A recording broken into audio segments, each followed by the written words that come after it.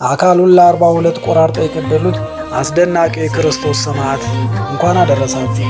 ሁላችሁም ሰብስክራይብ አድርጋችሁ በመጀመር ቪዲዮውን ላይክ በማድረግ ድጋፋችሁን እንድትገልጹልኝ ጠይቃችኋለሁ።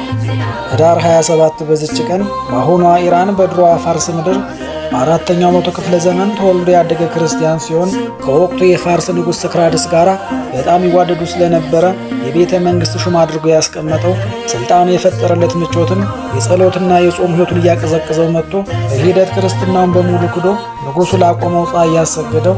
ይህንን የሰሙ ሚስቱ እናቱና እህቱ እጅግ በማዘን አንተ ክርስትና መካድህን ሰምተን በዚህ አካባቢ መኖር አንፈልግም፣ አንተ ለሞተልህ ክርስቶስ ካልታመንክ እኛም ወንድማችን ነው ብለን ማመን አንችልም ብለው ደብዳቤን ጽፎ ለሶስት ተፈራርመው ይላኩለት። ደብዳቤውንም ባነበበው ጊዜ ውስጡ እጅግ ተሸብሮ የሰራው ስህተትም ተገልጦለት ምርር ብሎ ያለቀሰ።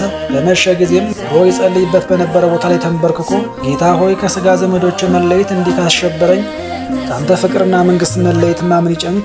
በሰማያዊ ዙፋን ፊትስ እንዴት መቆም እችላለሁ? ብሎ መሪር በሆነ ልቅሶ ሲጸልይ አድሮ ሲነጋም ንስሐ ገብቶ በጾምና በጸሎት በክርስቶስ ፍቅር የተጠመደ ስለ እርሱ የሰማው ንጉሥም ከኔ የተለየህበት ምክንያት ምንድን ነው ብሎ የጠየቀው የፈጠረኝን ክርስቶስ ትቼ ለአንተ ጣዖት መስገድ የሚገባ አይደለም ብሎ የመለሰለት። ንጉሡም በቁጣ ደሙ እስከሚንጠፈጠፍ ድረስ በመሬት ላይ ጥሎ ያስገረፈው ጭንቅ የሆኑ መከራዎችና ስቃዮችን ያበዛበት፣ እርሱ ግን ታግሶ በክርስቶስ ፍቅር የጸና ጽናቱ ያበሳጨው ንጉሥም ቶሎ እንዳይገድሉት ነገር ግን በየቀኑ እየመጡ ከአካሉ ላይ አንዱን እየቆረጡ ያሰቃዩ ዘንድ አዝዞ ከጣቶቹ ጀምረው እጁንና እግሩን ታፋው ድረስ ቆርጠውት መሃል ወገቡና ራሱ ብቻ የቀረ የተቆራረጠው አካልን ብዛት 42 የደረሰ።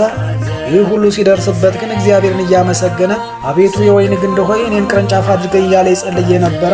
በመጨረሻም ንጉሡ አንገቱን በሰይፍ ሲያስቆርጠው ክብር ይግባውና ጌታችንና መድኃኒታችን ኢየሱስ ክርስቶስ ከሰማይ ወርዶ ቅድስት ነፍሱን ታቅፎ ወደ ሰማይ እያሳረገው እናቱ እህቱና ሚስቱ ደግሞ የከበረ ቅዱስ ሥጋውን ሰብስበው እየዘመሩ የገነዙትና ሽቱ ያርከፈከፉበት በቤተ ክርስቲያን እጅግ ታዋቂና ዝነኛ የሆነ ከ12ቱ አበይተ ሰማዕታት ውስጥ የሚቆጠር የፋርስ ኮከብ ታላቁ ሰማዕት ቅዱስ ያዕቆብ ዘግሙድ በዚች ቀን ዓመታዊ በዓሉ ይከበራል። ዳግመኛም በዚች ቀን በጻድቁ ንጉሥ አጼ ዘርዓ ያዕቆብ ዘመነ መንግሥት በተባሕቶና በትሩፋት ክብር ይግባውና ክርስቶስን በመከራው ይመስለው ዘንድ ዘወትር ይተጋ የነበረ አንድ ቀን ሥጋ ወደሙን የተቀበለ ሰው በመንገድ ላይ ሲያስመልሰው ተመልክቶ ሁሉም ተጸይፈው ሲሸሹ እርሱ ግን በደስታ አፍሶ የተመገበው። በዚህ ሥራውም ጌታችን እጅግ ደስ ተሰኝቶ ከሰማይ ወርዶ ግንባሩ ላይ ፀሐይ የሳለበትና ፊቱ ያበራ የነበረ።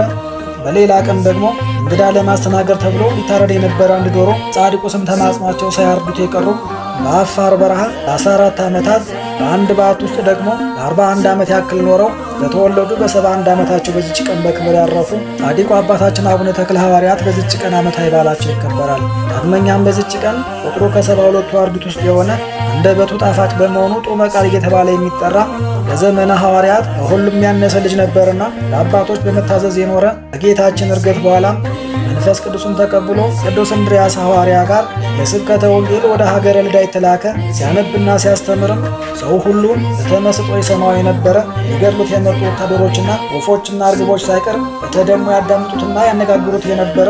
ቀሪ ዘመኑን ሁሉ እግዚአብሔር እንደሳሰኝቶና አገልግሎ በዚች ቀን በክብር ያረፈ ቅዱስ ፊልሞን ሐዋርያ በዚች ቀን ዓመታዊ በዓሉ ይከበራል። ቅዱስ ቀሌምንጦስ ሰማዕት፣ ቅዱስ ጢሞቴዎስ ሰማዕትና አባ ገብረ ዮሐንስ ጻድቅን በዚች ቀን ዓመታዊ በዓላቸው ይታሰባል። የጌታችንና መድኃኒታችን ኢየሱስ ክርስቶስ በዓለ ስቅለቱ አቡነ መብዓጽዮን፣ ቅዱስ መቃርስ መነኮሳት፣ ቅዱስ ገላውዲዮስ ንጉሠ ኢትዮጵያ፣ ቅዱስ ቢፋሞን ጻድቅና ሰማዕት፣ ቅዱስ ፊቅጦር ሰማዕት ደግሞ ወርኃዊ በዓላቸው ይታሰባል። ለእግዚአብሔር ክብር ምስጋና ይሁን። እኛም ቅዱሳኑን አክብረን በስማቸው ምግባር ትሩፋት ፈጽመን በረከታቸው እንድንሳተፍ አምላከ ቅዱሳን ይርዳን።